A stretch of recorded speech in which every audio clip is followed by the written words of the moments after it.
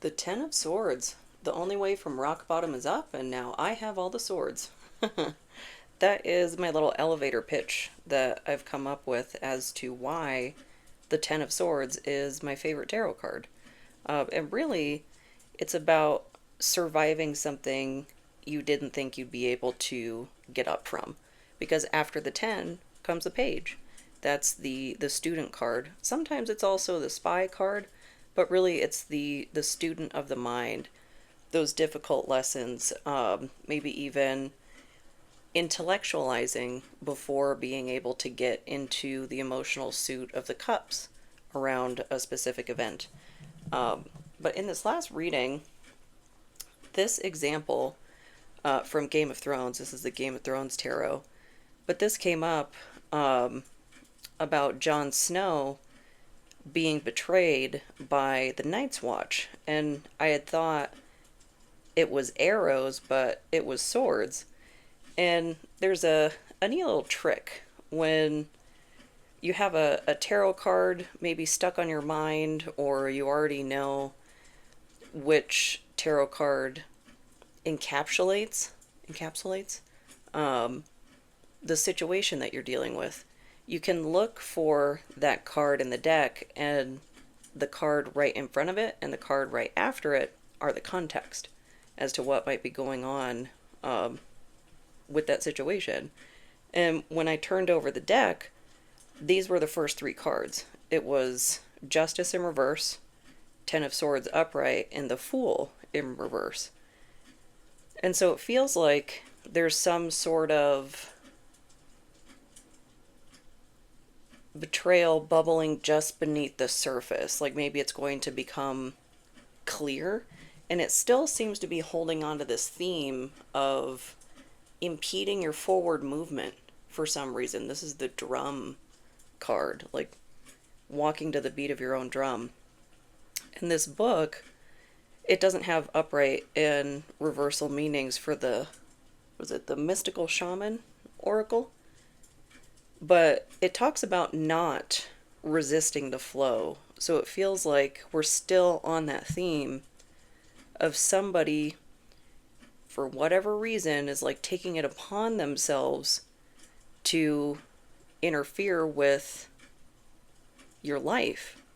And this could also be, was it values? Values and priorities, because I got the second house on the dice roll. So let's start kind of deconstructing this betrayal, because betrayal has a lot of layers to it. That's why it's its own category of trauma. Tell me more about this impediment to walking to the beat of our own drum. I almost feel like it's maybe a conflict over authenticity. Like there's some sort of disagreement with maybe the way you are, maybe the way someone else is, but it's on some sort of like fundamental level. Something that's like, well, if you have a problem with that, then that's about you. It's not about this person. Because this episode, I went back and I watched that episode and the surrounding ones to it. But the big betrayal, the biggest, was from the kid Ollie to Jon Snow. And Ollie had the rage blinders on because his parents had been killed by the wildlings who Jon Snow was trying to create an allyship with because of the threat of the White Walkers. And so, even though Ollie's anger towards the wildlings is valid, he lost his family, he still killed somebody. Like, you can't do that just because you're mad. We've got versatility here. Sun in Gemini.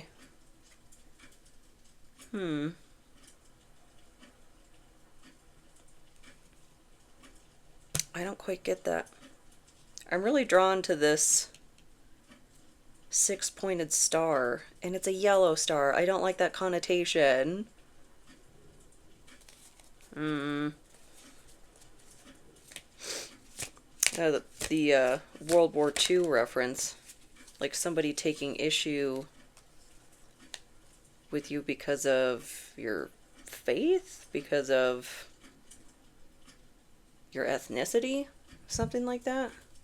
We've got friendship and vision, moon and Cancer, and sun and Pisces. So a lot of sun and moon cards.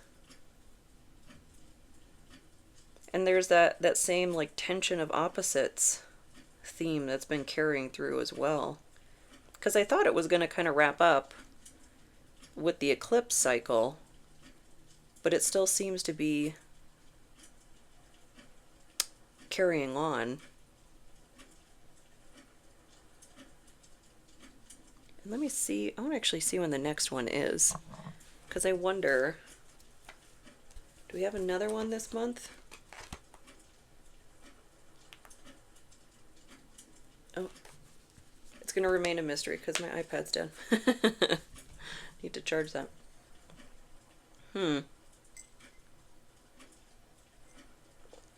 So blinded from information, which I think is something that might come up, like an injustice was done that affects like a new start, forward movement, maybe through withholding information. That is a common way to control people. Friendship, vision, and versatility. Tell me more. Because Jon Snow had a vision of actually like that alliance with the wildlings to try and stand up to the threat north of the wall. It did like end in friendship, certainly with him and Tormund, you know, maybe not necessarily as a whole with the tension between groups.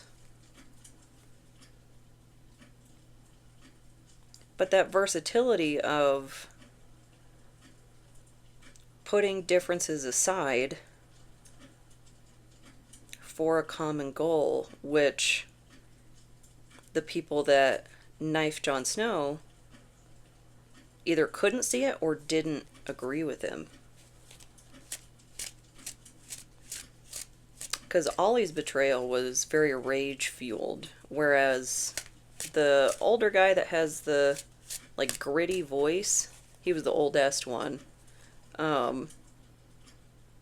He was very cognizant of like, we are opposed in our values, and I fought, I lost, and now I rest, I think is what he said in one of those episodes. Oh, that almost flipped. That was hidden. Page of Spears. Page of Wands. It's one of the Unsullied. So the student of passion, consciousness.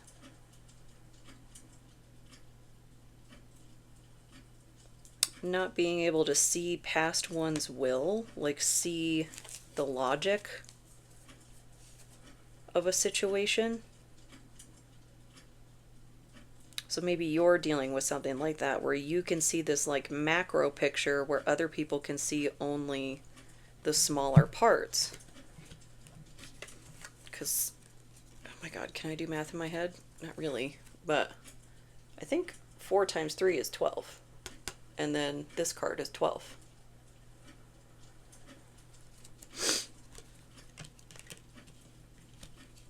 So they're only seeing the smaller pieces, and you're seeing the whole. And there's a group. It's kind of like the implication in how the storyline is coming together. So there's one of you, many of them. You see the big picture. They're looking at it through a micro view.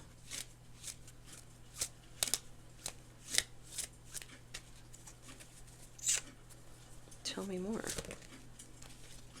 Uh-oh. The Tower in reverse, the Moon in reverse, and Temperance in reverse. Wow. All major arcana all of a sudden. And that's that moon gate that people get Sparta kicked out of.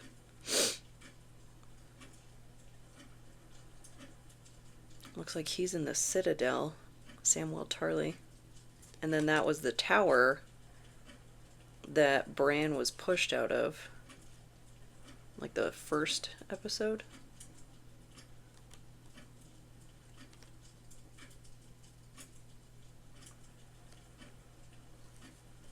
So some sort of destabilizing event.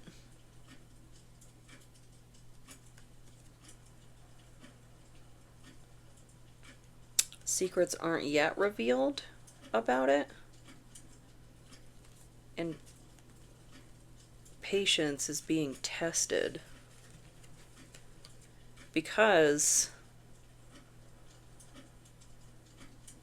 like, if you look at it between Ollie and Jon Snow, like, neither are willing to relinquish their position.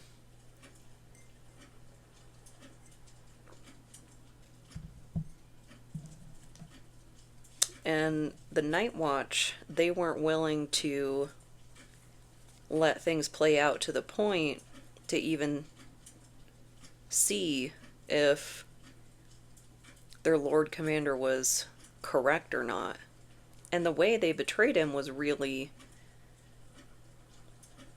like a low blow as well. Because the way they got him out in the courtyard was like, oh, we found your uncle alive, or something like that, Benjen. And then he was like so excited, and then like he finds this sign that says traitor. So they knew what buttons to push to elicit a response. Which I think feeds into the injustice. It's like the breadth of the injustice. So what is at the root of this injustice?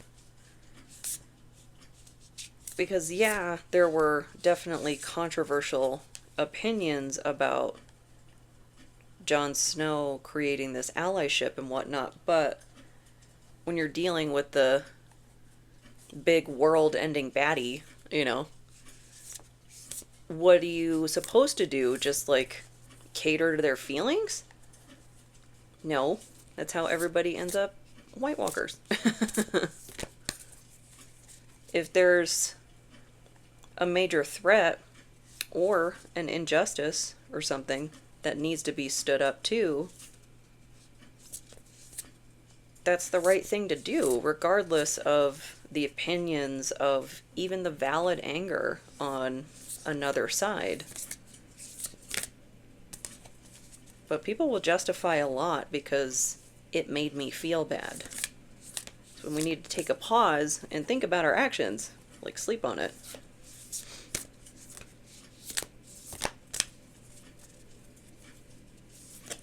So what about this injustice? They're a little staticky.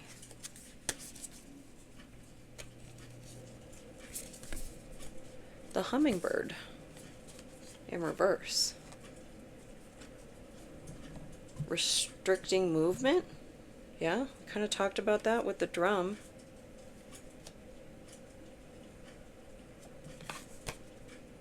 When it's a 26, multiply that, you get 12 as well.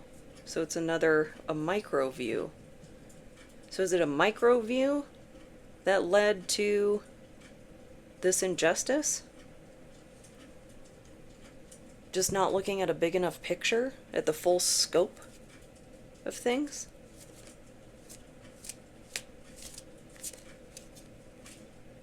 But then that not looking at the full scope of things has an implication to your movement I mean, in this case, it was his movement in life, but maybe it's your progress. Maybe you're in the never-ending divorce, and like you're trying to literally move somewhere, and you're waiting for, I don't know, custody stuff or things like that to wrap up, or I don't know, asset stuff to be sorted out. So what was the injustice? Discovery. Isn't that a legal thing? Mercury and Sagittarius? Like that's a name for like a stage in the legal process is discovery. Like shoddy work. Something wasn't fully investigated, something wasn't fully looked into. It's like taking at face value what one person says, like in a he said, she said, and then just like, okay, and then carrying on as if that's gospel.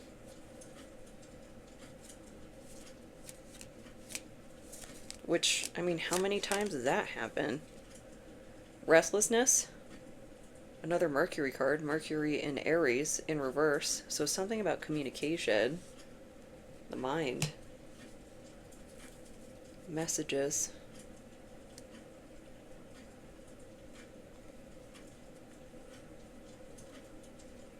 Kind of noticing this compass looking detail. And then there's also a globe, a map on the Discovery card. Trying to reorient or unable to orient within like missing information. Oh. Fulfillment. Saturn in Sagittarius. What a repeat.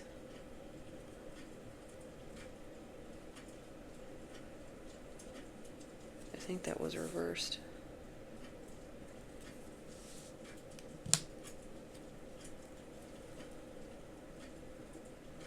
Unfulfilled. Can't orient.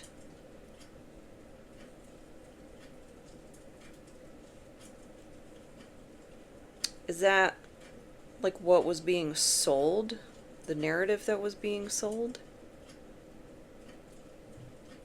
That you or whomever is involved, like you're aimless, you're unfulfilled, you can't find your way, so you're, I don't know, taking this risk, this allyship, whatever that means. Because it doesn't necessarily have to be about an allyship. It's just that Jon Snow was doing something radical. He was doing something unheard of for the highest good of all. It was a novel change. People don't like change. And the easiest, I guess, simplest way to get your way is to discredit this person. Because the sooner you discredit them, the less time people will spend even considering their idea, if it's actually a good idea or not. Because as long as it comes out of a unfavorable mouth, the actual words don't matter, which is complete garbage. It's something that has always driven me crazy. Like, you can hear these words out of somebody else's mouth, but you think something's wrong with me? I don't know. But that's also somebody who doesn't care if they're actually being ethical or not, because they have the power. That's the only thing that matters, is that they maintain that, and they'll do anything and everything they can to keep that power. So what else about this injustice?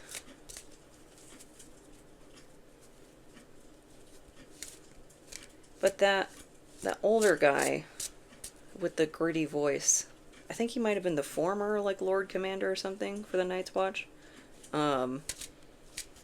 He was so aware that they just fundamentally disagreed with one another. Like, he saw it as, like, you open this door, you'll forever be fighting their battles. But the way Jon Snow saw it was their battles, our battles, like, we're on the same plot of land. Yes, there's a giant ice wall in between the two of us, but as the crow flies, we are on the same land.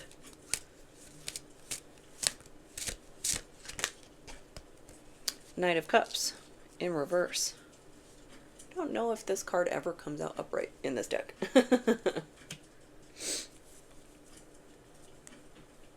Faking emotions, which I think is a repeating theme as well.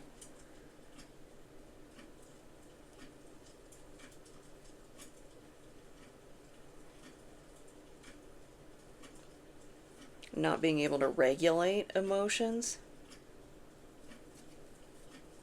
Kind of like Ollie. Because, like, right when they were in the gallows and, like, Jon Snow had returned from the dead and everything, Ollie had, like, real contempt on his face for him. And no last words, no nothing. It was just an understanding that what's done is done. And there was still some, I don't know, like, he was kind of torn for a second there on whether or not he was actually going to swing the sword, you know, cut the rope and everything. But he did. Like, he sentenced them to death and then swung the sword. And their death was. But then, right after that, he takes off his cloak, hands it off to somebody else, and my watch is over. Because he literally had served his life sentence.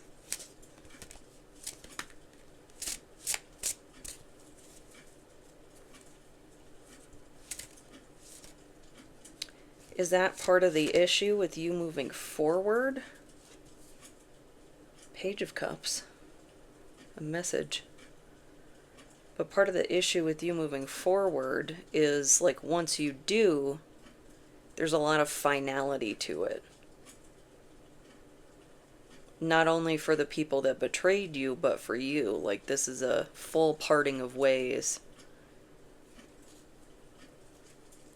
We're done. No more.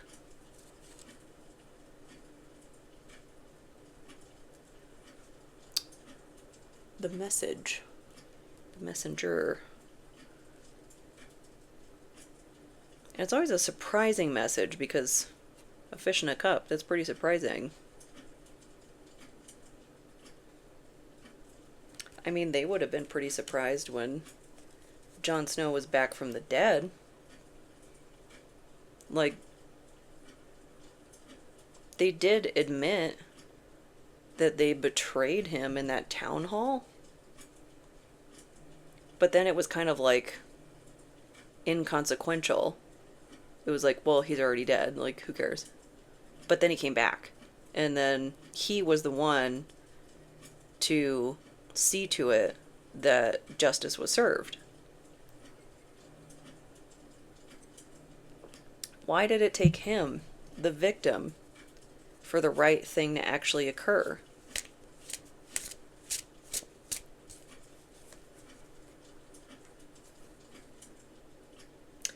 So maybe you're dealing with somebody that it's not that they didn't intend on getting caught, they were flippant about getting caught. It's like you were so inconsequential that it didn't matter. But, like, joke's on them, yes, it does.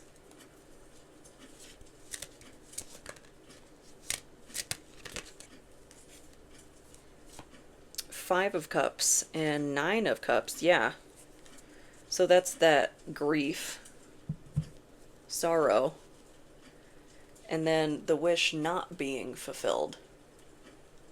So, whatever they were trying to accomplish by betraying you, by committing this injustice, by painting a narrative, whatever, now their wish isn't coming true because you don't match the narrative.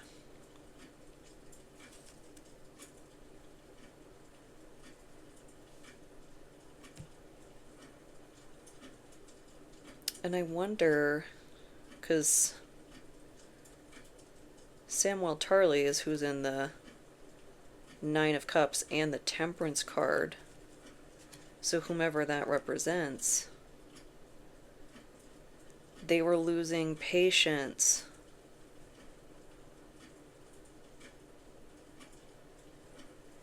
I don't know, on seeing this betrayal through, ensuring it happened. But that's what got them caught up in not getting their wish.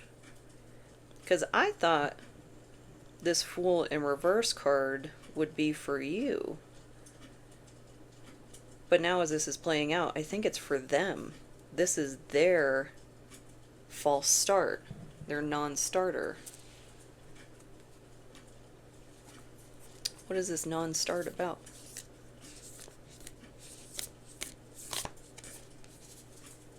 Or whatever start they were trying to interfere with is carrying on anyway.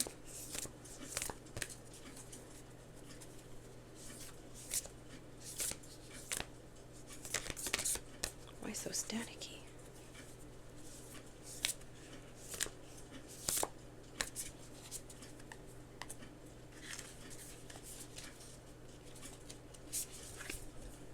Tree of Life. The World Tree.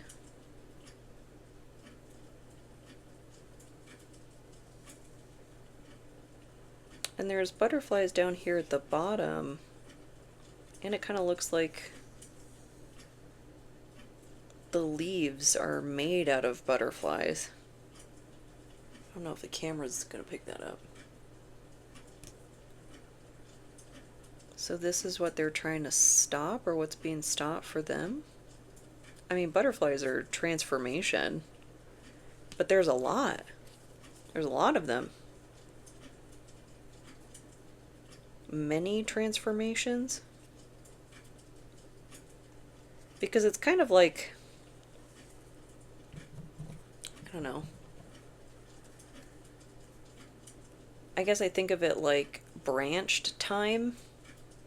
Like where you have however many possibilities running parallel to one another, and then certain choices you make kind of cleave off things from ever being possible again, but they also spur new possibilities of what could now occur that couldn't before, bringing two warring groups together that could bring together possibilities that would not have existed previously.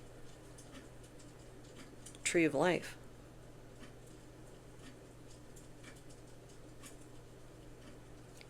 Why would they want to stop that? I don't understand. Is it they just benefit from the status quo? Could be that.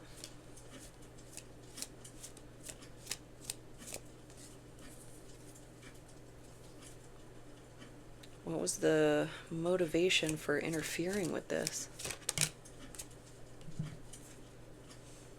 Isolation, Saturn in Virgo, and impulsiveness, Mars and Aries, both in reverse.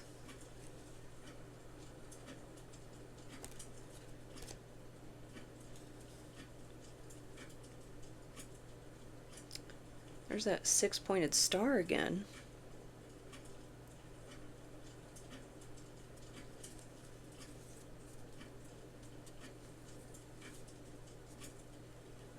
They not want somebody coming out of isolation?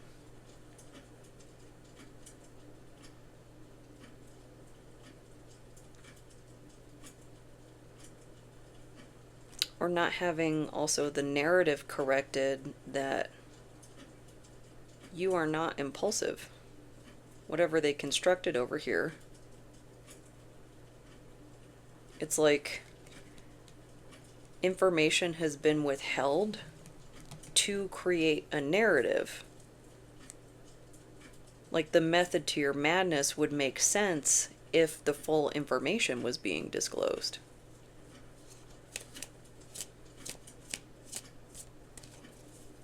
But it's not.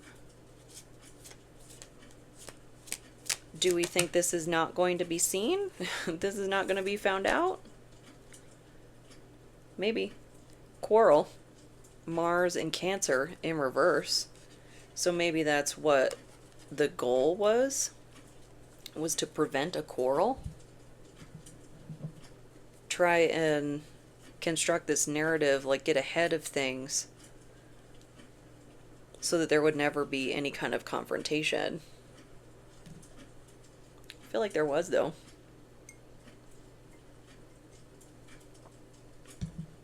And that's what prevented something from starting. What's that? What is this something?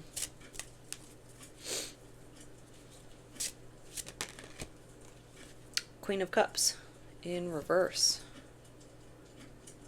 This is Sansa praying. But I'm pretty sure this is when she was married to him. Completely blanking on his name. I mean, Peter Dinklage, but the character, Tyrion.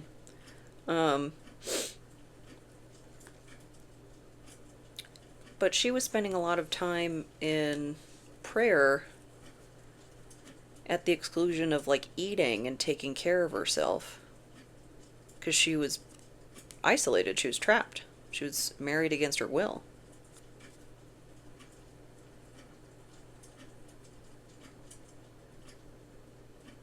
But I wonder if that's a perception thing.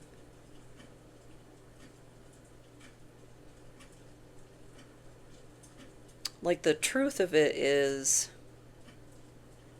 there's actually a balanced approach in maybe reconnecting with faith, with something fundamental, some sort of core value, something like that. But they want to use that as like a, oh, they're out of their mind, something or other. As if faith isn't found after difficult experiences. I mean, I went all the way from atheist to omnist after a near-death experience. That'll do it. Like, that's kind of like the contextualizing. Like, if you just ask what happened, if you get the full picture, maybe this will make sense.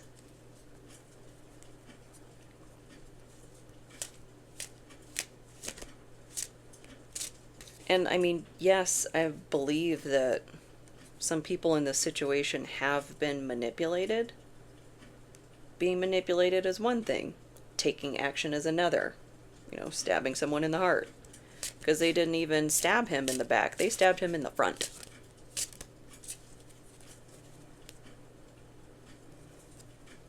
But what else about this non-starter? And I also just got like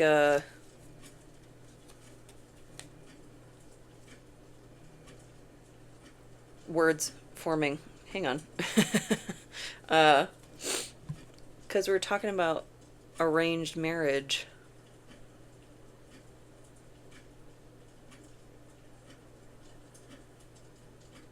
I'm not getting exactly that vibe that it was an arranged marriage or like that was the intent, but it's almost like restricting someone's choices, withholding information so that they make a choice they wouldn't otherwise make. If that makes sense. Yeah, and I think I just got confirmation for that. Interesting. 9, 7, and 8 of coins, all in reverse.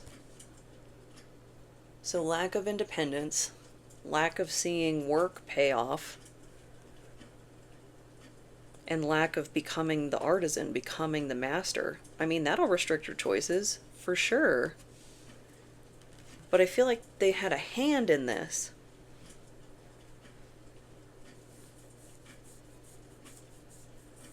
It's like financial abuse, employment abuse. And then, I don't know, like if you are trying to take on a new venture, like say start a new school program or something like that, like say they do something to interfere with your financial aid, I don't know, or interfere with your side hustle or something like that, like all of this effort to put up bumpers, put up obstacles to kind of drive you towards someone or towards a choice, whatever, that the only reason you have to make that choice is because all your other choices were taken away from you. And I mean, how many times do we see that in all the women that attempt to come forward about anything ever? You know, today is International Women's Day. Happy International Women's Day.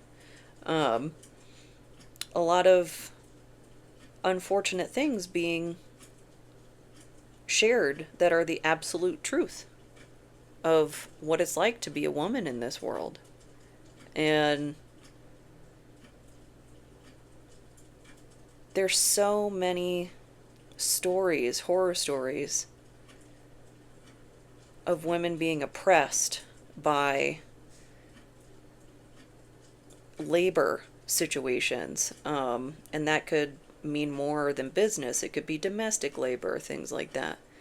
All the which ways that women are systemically oppressed, systemically kept down, or even just within a structure, like a family system, something like that. It just continues over and over and over, and we keep coming forward, we keep trying to talk, we keep providing the answers, we keep, I don't know, participating in these exercises in futility of trying to get help from the system that says, like, we care about women, we want to help women. Let's see it then. Like, come on. Show us. The just saying that you want these things, that trick doesn't really work anymore with social media and whatnot, because we have receipts.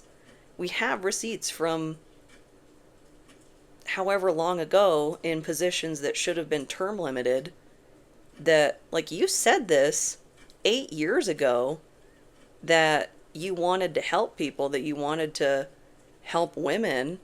What have you done? Made posters? Made PR material? Cool. It's not helpful.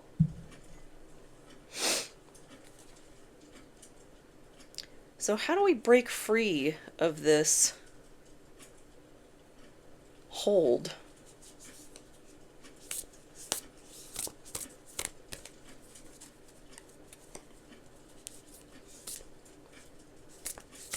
Because it feels really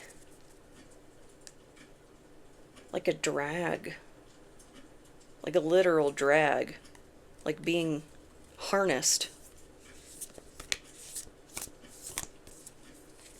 But if you're being controlled, whether you know it or not, if your choices are being impeded on and you can't go to anybody for help, because the first thing that'll happen is that you will get psychiatric evaluated and over medicated and institutionalized, and nothing will happen to the people who actually are doing things. Like, what are you supposed to do? So I just saw a headline. A woman, she was a former police officer. She called in for help against her ex-boyfriend, who was also a police officer. And rather than that police chief helping her, he called the ex-boyfriend, and then because he got wind of that, he went over and shot her 10 times, which I think she survived miraculously. Because what would the story have been? Like, oh, he was defending himself? Something like that? Like, how many headlines on a daily basis need to come out multiple times a day for people to get a clue that the people with the power and the authority to do something about this don't care? They're not helping us. They're the perpetrators. The people in law enforcement, that's the highest, I think, job out of any other job with the highest rate of domestic violence. They all have firearms.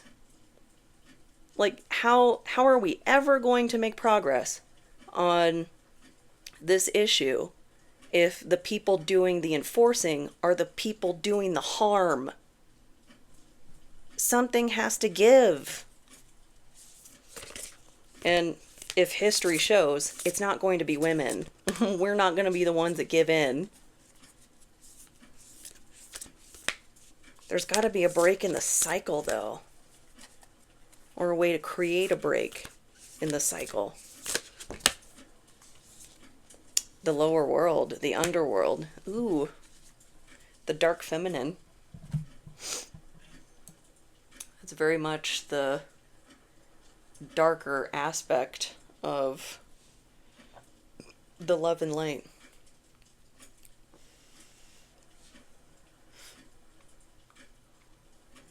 Because that would be the shadow work, but maybe not in the examples that might typically come to mind, because it can get kind of watered down, a little sanitized. Where is that? There we go. But it can get sanitized and watered down, how dark shadow work can get. Because that shadow work, it's not about working on what makes you bad. It's very much not that. It's about what has been shamed into silence within you, like speaking up, standing up to power and authority. And it's not like they don't make it near impossible to do that, and it comes at serious risk to you to stand to them, which that should be the clue that this isn't being done for attention. This is being done at great personal risk because there's a problem. It's just that catch-22 of the people in power are the ones doing the harm. What do? I don't know.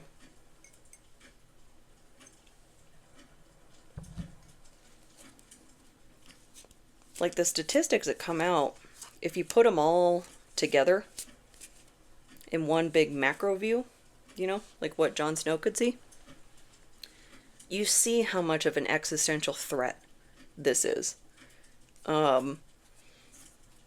It's so painful to see the piles and piles and mountains of evidence that we have of why we should be believing women, and we still don't. And I think the next stage in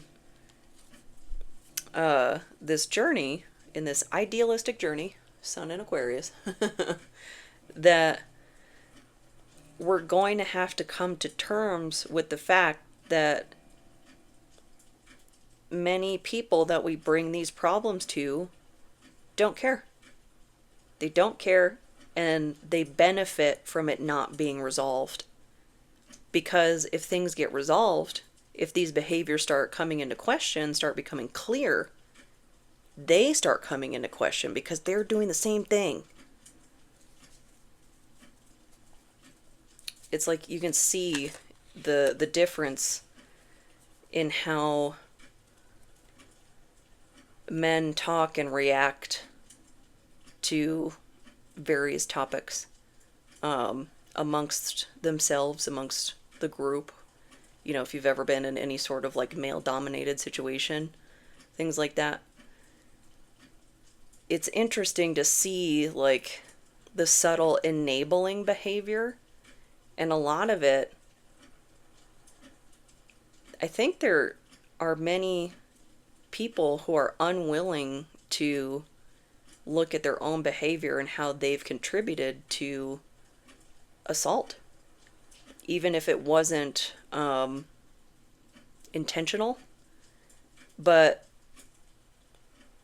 I mean, if the woman that you came home with was blackout drunk, that's pretty concerning, you know. And yes, there's a cultural aspects and things like that too. But once you realize that, it's very telling about that person. That did they come forward? Did they get help? Like, for how they're acting to correct their cultural impressions of what they believe to be okay. Like, what did they do after realizing their behavior is abusive? It just kind of depends on that person. We've got risk, Saturn in Aries, and appreciation, Moon in Leo, in reverse. And I think that's a lyre, the instrument in the picture.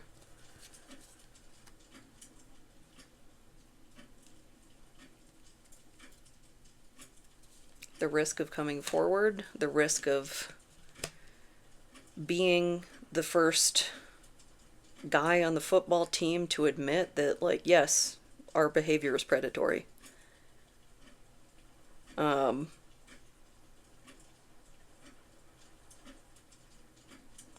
What kind of world do you want to live in? Do you want to live in a world that perpetuates these things or stops these things?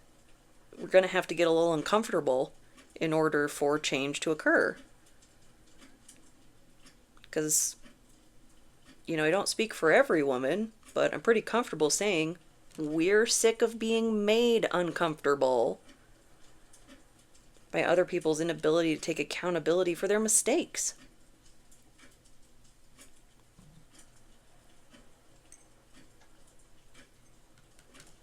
There's also a cornucopia on here.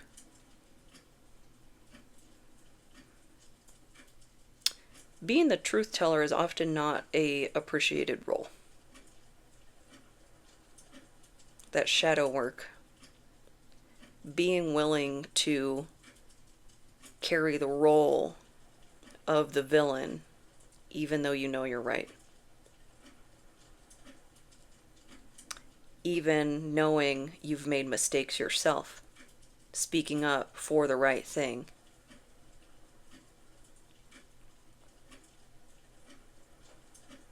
But there are people, like the older guy that was very cognizant of his position. He should have been the one to look at Ollie and know his judgment was compromised. But it got him another knife in hand going against Jon Snow. I don't know if he was actually that conniving or not, but maybe someone in your situation is. That they understand the blind spots of others involved and are taking advantage of that.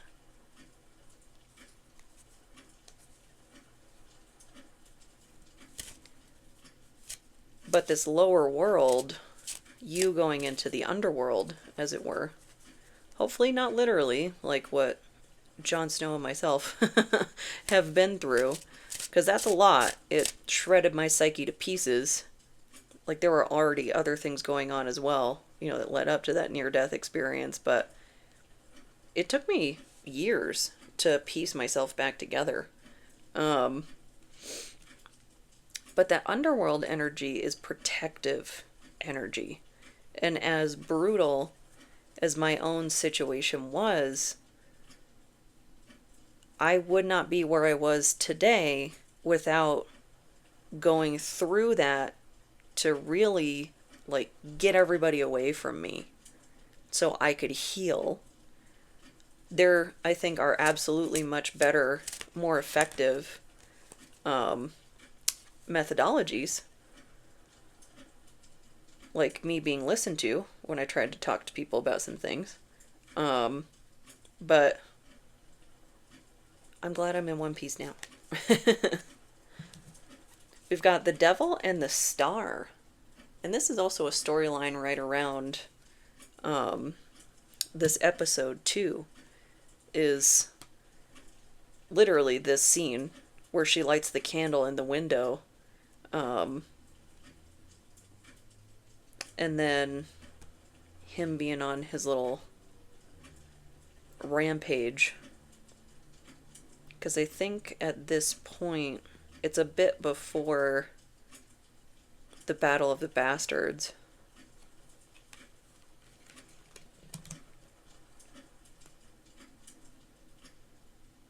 So maybe that's the tension of opposites. Because he was so sneaky. Like, he really had that innocent, like,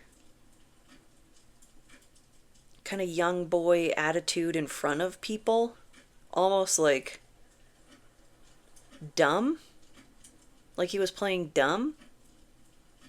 When really, like, very cunning, very smart, very torturous.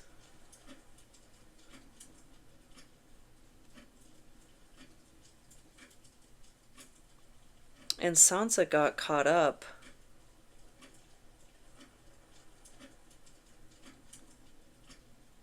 being saved from something else just to be put into another traumatic situation. Because she was absconded with from the purple wedding. The Joffrey. But then she was put right into his hands. Which was not... I mean, yes, she was alive, where she likely would not have been otherwise. She was not taken to a great situation, though. That's for sure.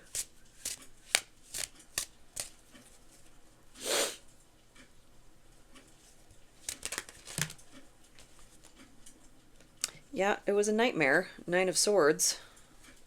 And this is just outside of the Red Wedding. This scene is taken from. But then 10 of Coins. Maybe this all leads to better days? Hopefully. Going through all this trouble. Having movement impeded on.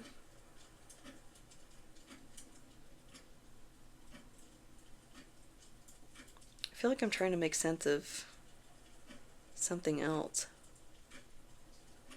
Just that journey through the underworld ultimately leads to whatever your material happiness is. And that doesn't necessarily have to be money. It could be a family. It could be a good group of friends. Just a simple life. Like at the very end of the show where Jon Snow gets to go off on misadventures with Tormund and Ghost. Um, where otherwise,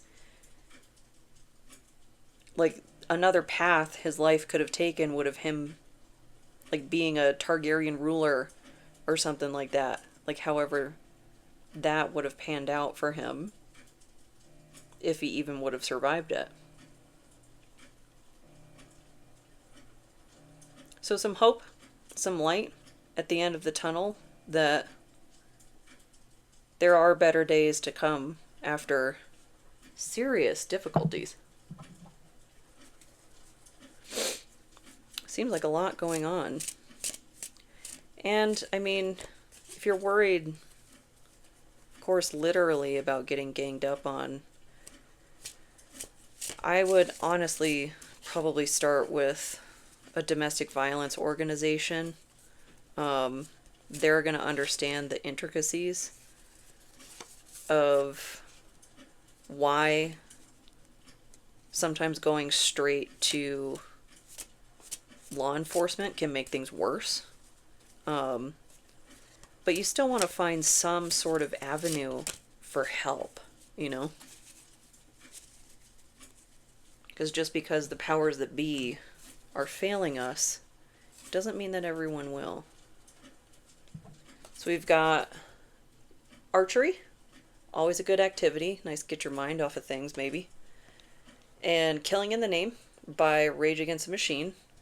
And Hydrate, something that I consistently need to improve on. I'm trying to think of the lyrics. Is this the those who brought torches also brought crosses? Pretty sure that's this, but that contradiction of like, we're supposed to be able to rely on you, but you're the one also doing harm. So be mindful of that. Any sort of contradictory energy, because it doesn't mean that you shouldn't ask for help or you shouldn't try to make things right. It just means there's likely a different path, the underworld path, whatever that metaphor looks like in your situation. But overall, I hope this helps. I hope this resonates, and if it doesn't, I hope the next one does. Thank you so much.